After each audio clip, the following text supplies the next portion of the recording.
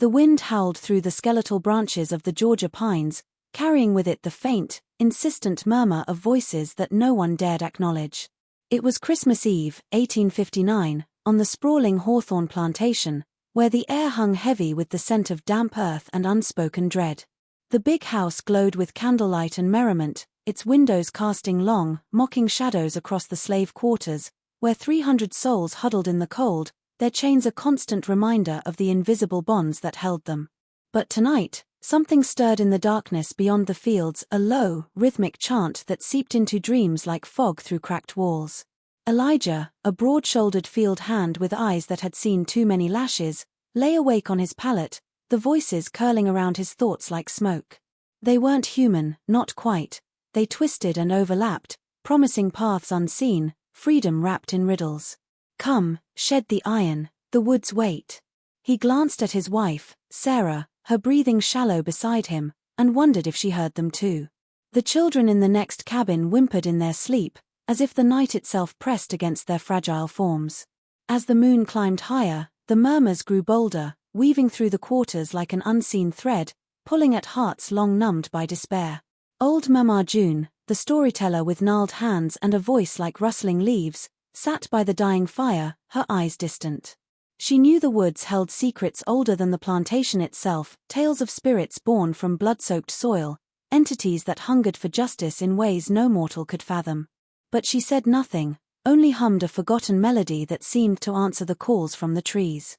By midnight, the voices swelled into a chorus, insistent and intoxicating, drowning out the distant carols from the big house. One by one, the enslaved rose, their movements silent as ghosts. Chains clinked softly as they were pried loose with makeshift tools, left in heaps like discarded skins. The ground trembled faintly, or perhaps it was their own fear, as they gathered at the edge of the forest. The trees loomed like sentinels, their branches clawing at the sky, and the voices beckoned deeper, promising escape but laced with an undercurrent of malice that made the skin crawl.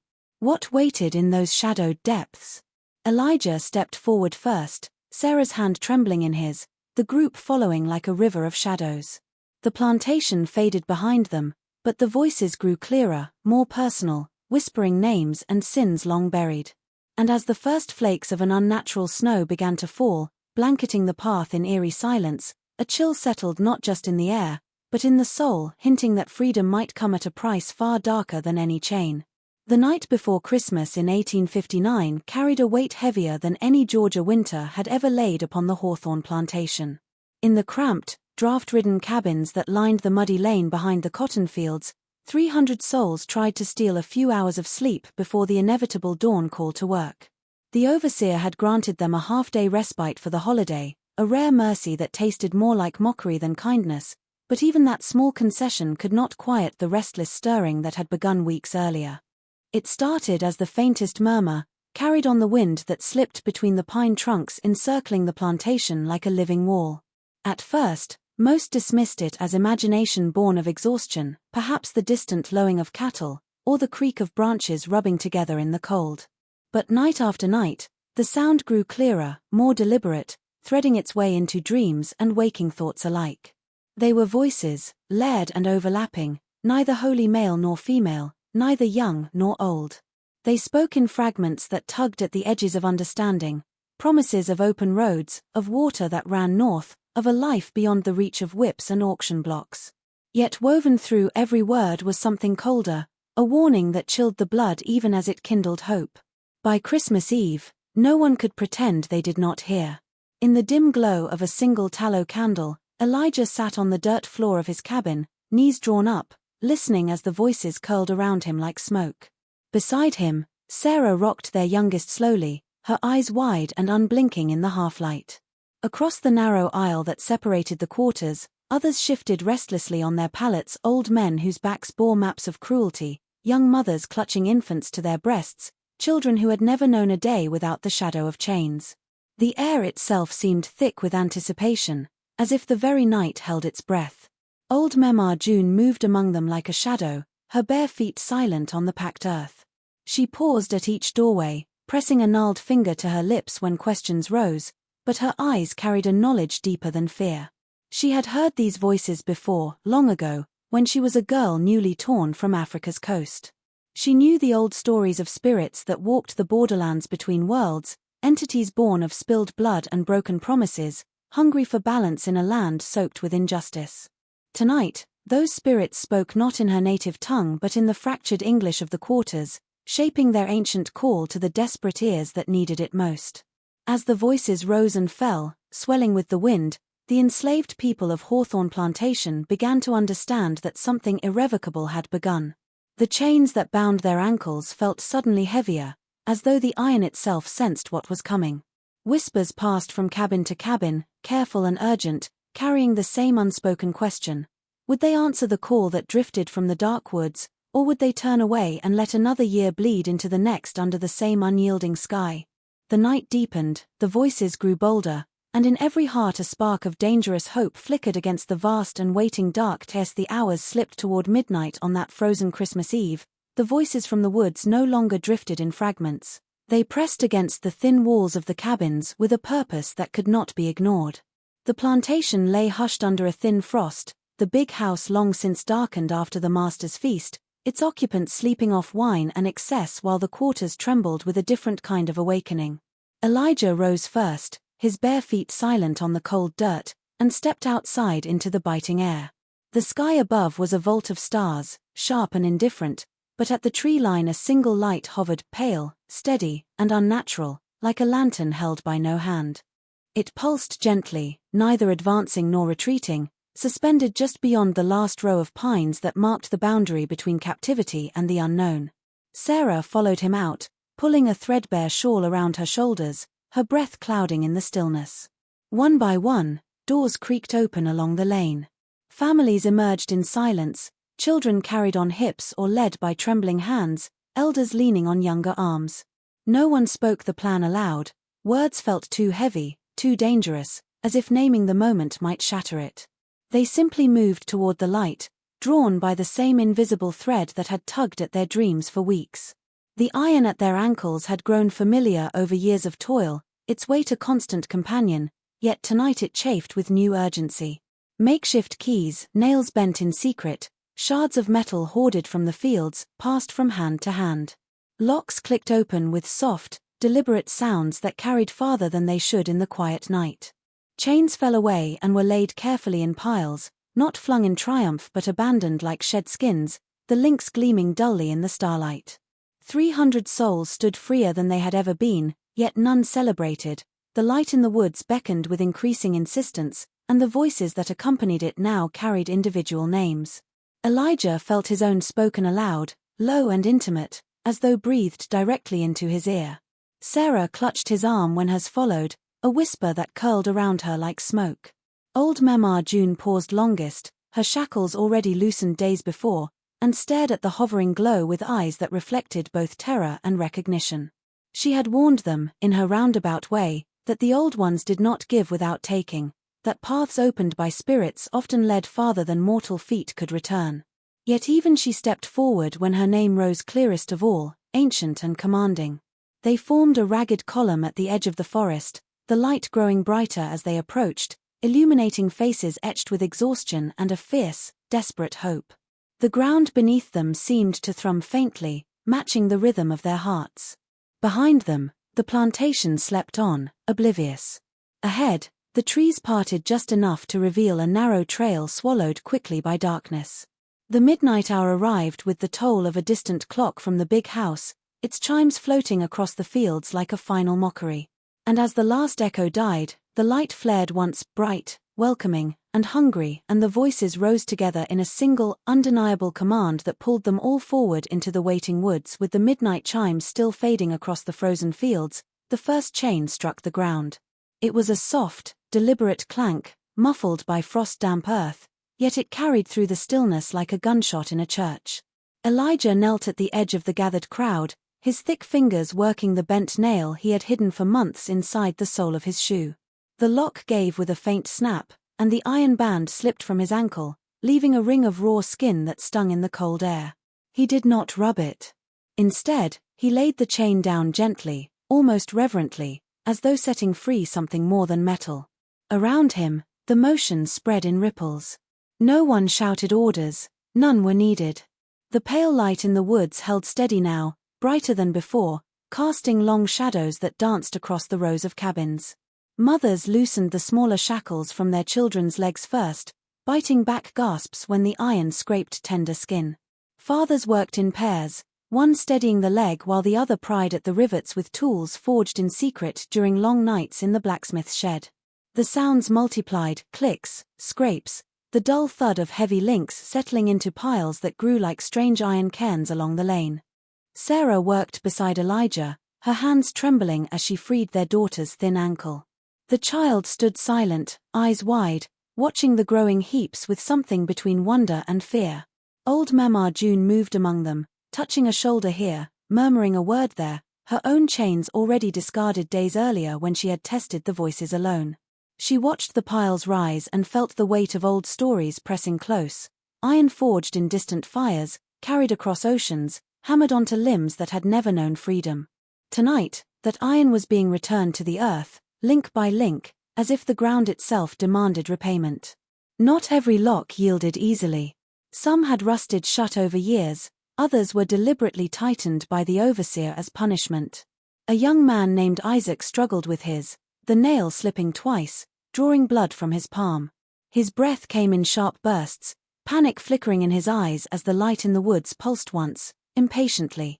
Elijah moved to help, but Isaac waved him off, jaw clenched, until finally the shackle cracked open and fell.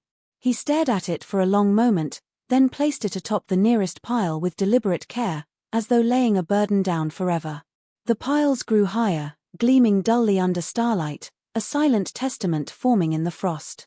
300 sets of chains, some long enough to tether gangs in the fields, others short and cruel for punishment, all abandoned in neat, orderly mounds that no overseer would ever understand. The air filled with the scent of cold iron and fresh blood from scraped skin, mingling with the sharp tang of pine drifting from the waiting trees. Bare feet shifted on frozen ground, testing new lightness, new vulnerability. And still the light beckoned, steady and unblinking, while the voices rose in approval, weaving through the night like threads pulling tighter around every freed soul. The moment the last chain settled into the frost-kissed piles, the light in the woods flared brighter, as if acknowledging their choice.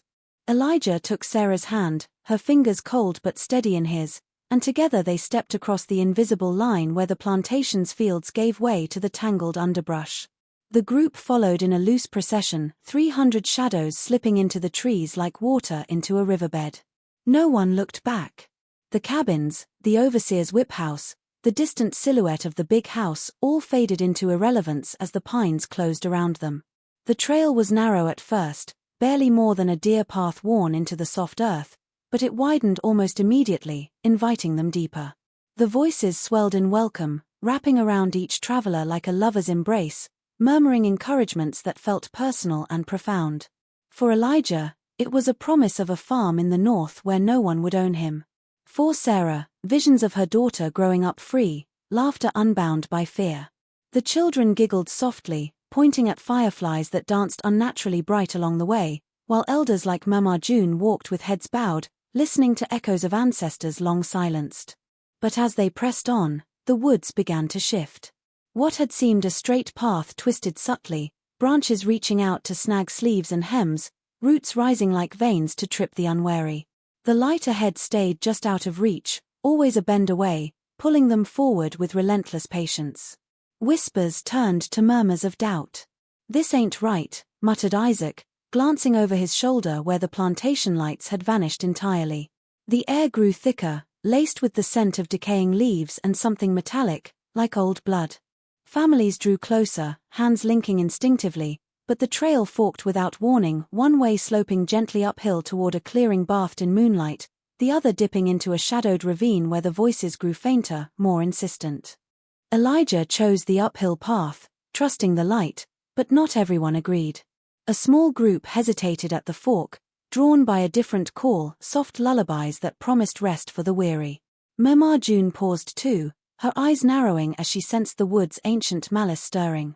These trees had drunk deep from rivers of tears and blood over centuries. They remembered every soul stolen from Africa, every lash, every unmarked grave. The voices weren't just guides, they were guardians, or perhaps judges, and the path they offered twisted to test the resolve of those who walked it. Paranoia crept in like the chill seeping through bare feet. Whispers passed among them. Was that a rustle behind them, the overseer's dogs, or something worse? Eyes darted to neighbors, suspicion flickering. Had someone lagged behind, or was it the woods playing tricks? The group stretched thinner, stragglers falling back as the trail narrowed again, forcing them single file.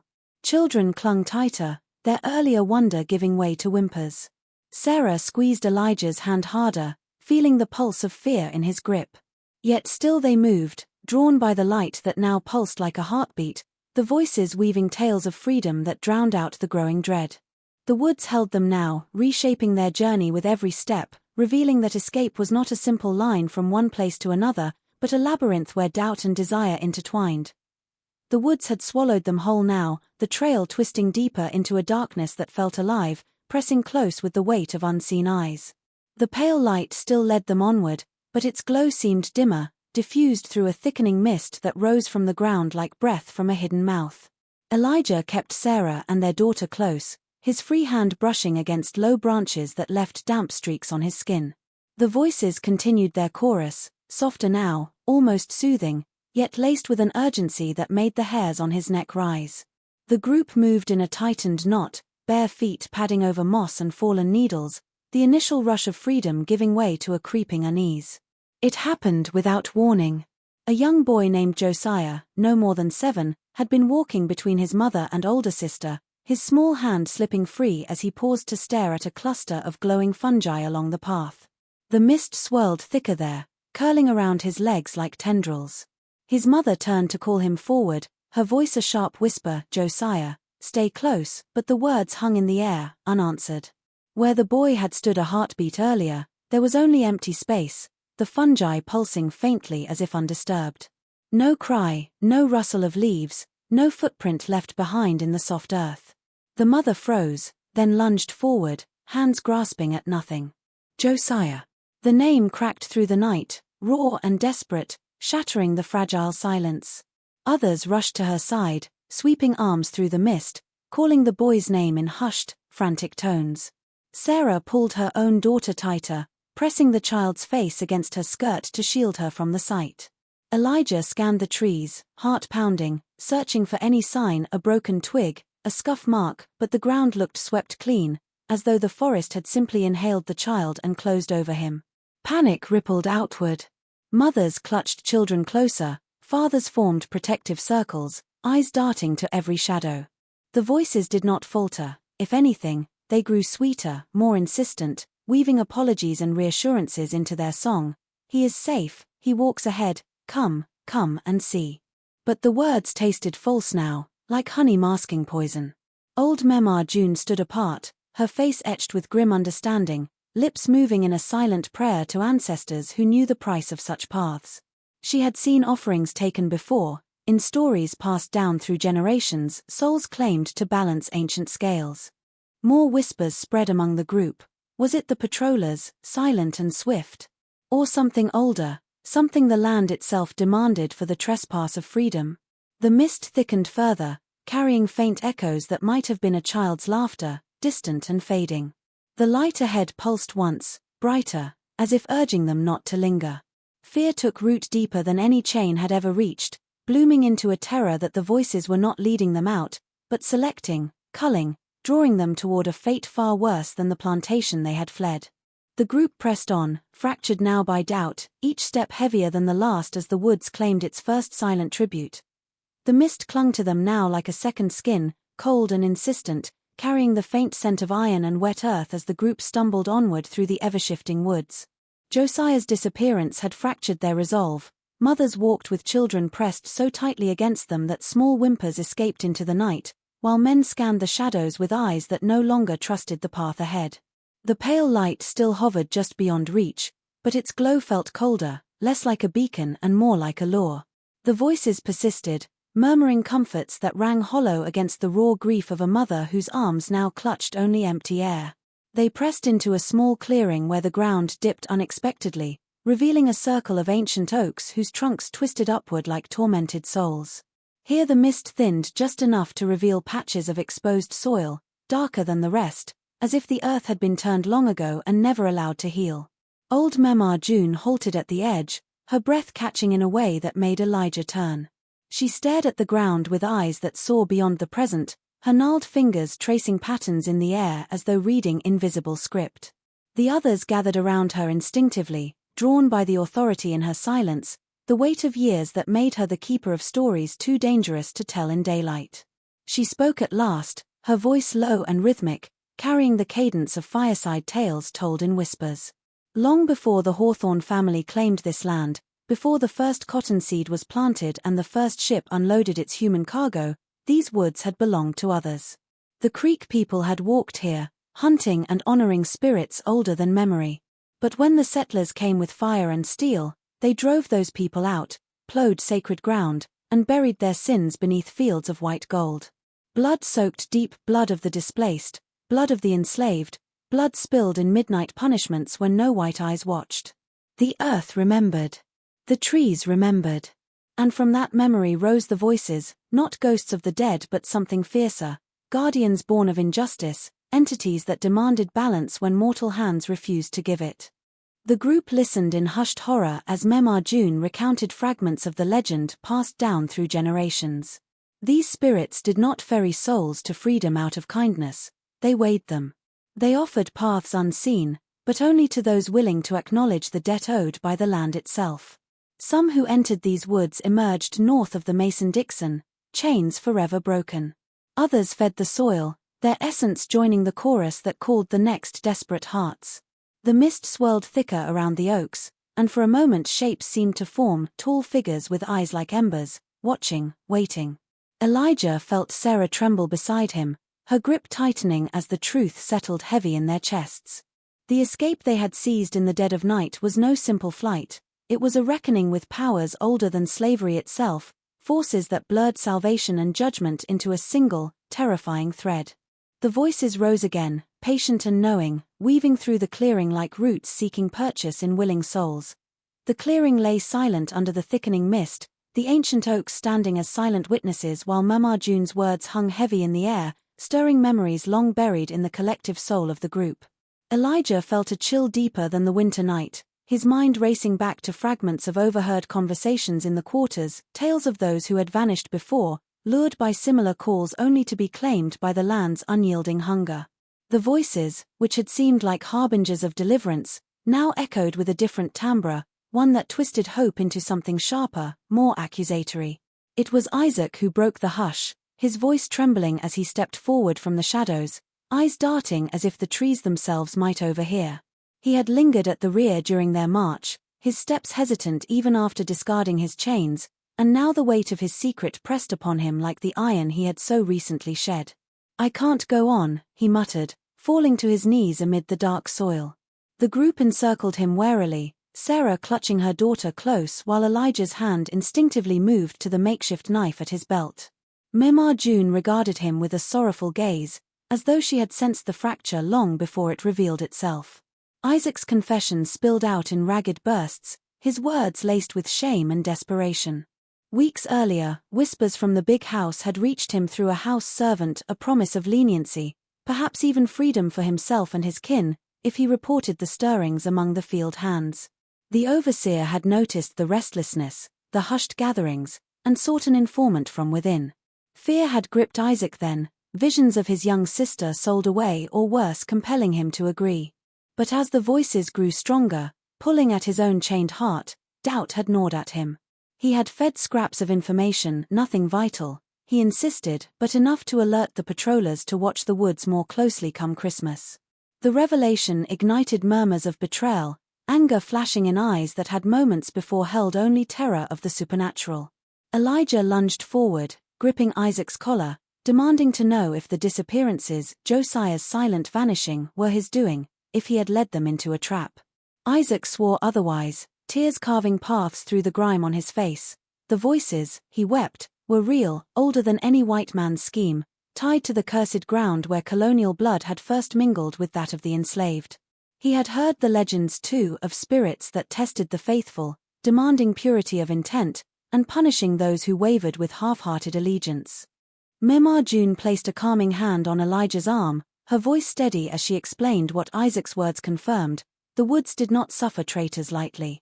The voices were bound to the land's ancient grievances, forged from centuries of atrocities, the dispossession of the native peoples, the chains brought across the sea, the unmarked graves dotting these very acres. They offered passage, but only to those untainted by complicity, weaving a pact that exposed hidden fractures. Isaac's divided loyalties had invited the imbalance, his whispers to the overseer echoing like cracks in the group's resolve. The mist swirled denser around them, carrying faint echoes of Josiah's name, as if the spirits themselves judged the confession. Paranoia deepened, glances turning suspicious, the fragile unity of their escape unraveling as the voices shifted once more, probing deeper into hearts now laid bare by betrayal's bitter truth. The path twisted onward through denser thickets, the mist now so heavy it muffled every footfall and swallowed the faint cries of those still mourning Josiah's silent vanishing. Isaac's confession lingered like a wound, fracturing the group's fragile trust. Eyes that had once sought solidarity now darted with accusation, hands hovering near improvised weapons as betrayal's poison spread. Elijah gripped Sarah's arm tighter, guiding her and their daughter through the undergrowth, while Memar June walked ahead, her silence heavier than any rebuke, as if the woods themselves absorbed the chaos and fed it back amplified. The voices, which had guided them with promises of freedom, shifted in tone, less coaxing, more commanding, drawing them toward a place where the trees thinned into an unnatural glade. Here the ground rose slightly, forming a low mound ringed by stones half buried in moss, their surfaces etched with markings worn smooth by time and rain. At the center lay the remnants of an ancient fire pit, blackened and cold, surrounded by scattered artifacts, shards of pottery, rusted iron fragments that might once have been tools or restraints, and bones too small and fragmented to identify. The air grew still, oppressively so, as the pale light converged overhead, no longer distant but hovering directly above like a watchful eye. As the group gathered warily in the circle, the voices manifested fully for the first time, not as whispers on the wind, but as shadowy figures emerging from the mist between the trees. Tall and indistinct, they shimmered like heat over summer fields, their forms humanoid yet elongated, faces obscured by swirling darkness that hinted at eyes burning with ancient fire. They did not speak aloud now, but their intent pressed into every mind. This was the heart of the woods, the site where the land's old spirits held court. Long ago, before the plantations scarred the earth, this place had been sacred to those displaced by greed. Later, it became a graveyard for the unmarked, a repository for the rage of the chained and the broken. The figures extended ethereal hands, offering visions that flickered in the air, paths leading north to unseen freedoms, rivers crossed without trace, lives reclaimed under different skies. But the offer came with clarity at last. Escape demanded a pact, a binding of souls to the guardians who had waited centuries for retribution. Not all would pass unchanged, some must pay with their essence, feeding the balance disturbed by centuries of cruelty. The shadows gestured toward the ritual site, where the ground seemed to pulse faintly, inviting the willing to step forward and seal the covenant with blood or vow. Division erupted immediately. Some, desperate and weary, moved toward the center, drawn by the promise of true liberation beyond mortal chains. Others recoiled, sensing the malice beneath the benevolence, the hunger that had claimed Josiah and perhaps tested Isaac's wavering heart. Elijah stood frozen, Sarah's breath ragged beside him, as families argued in hushed fury and the mist closed in tighter. The shadowy figures waited patiently, their presence a pressure that forced choices long suppressed into the open, revealing that the voices had never been mere guides but arbiters in a trial older than any plantation wall. The glade thrummed with unspoken oaths and refusals, the air thick with the scent of earth and impending sacrifice as the group teetered on the edge of transcendence or oblivion. The ancient glade pulsed with an otherworldly energy, the shadowy figures standing motionless around the ritual site as their offer hung in the mist-laden air like a noose disguised as a lifeline. The visions they projected, sunlit fields without overseers, families reunited under free skies, children laughing without fear of the lash, tempted the weary souls who had already lost so much to the wood's inscrutable demands.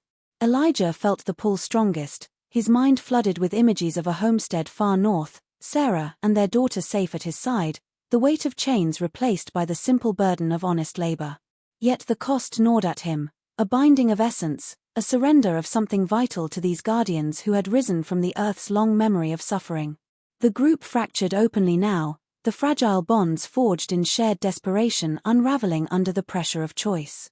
A cluster of younger men and women, eyes alight with the promise of immediate release, stepped forward toward the central mound, murmuring assent as the shadows enveloped them. Their forms seemed to shimmer, blending with the mist as faint whispers of acceptance rose, the voices swelling in approval. One woman, her face etched with the scars of punishment, knelt and pressed her palm to the dark soil, tears streaming as she pledged her spirit for the passage of her brothers and sisters. Others followed, drawn by the intoxicating allure of an end to pursuit, their movements trance-like as the figures extended tendrils of darkness that wrapped around willing limbs. But resistance flared just as fiercely among the rest. Sarah clutched Elijah's arm, her voice a fierce hiss amid the growing clamor, refusing to trade one form of bondage for another unseen.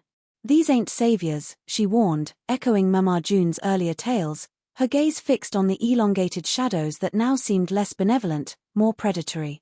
Mama June herself stood defiant at the circle's edge, chanting counterrhythms in a tongue older than the plantation, her hands weaving protective signs that made the mist recoil slightly.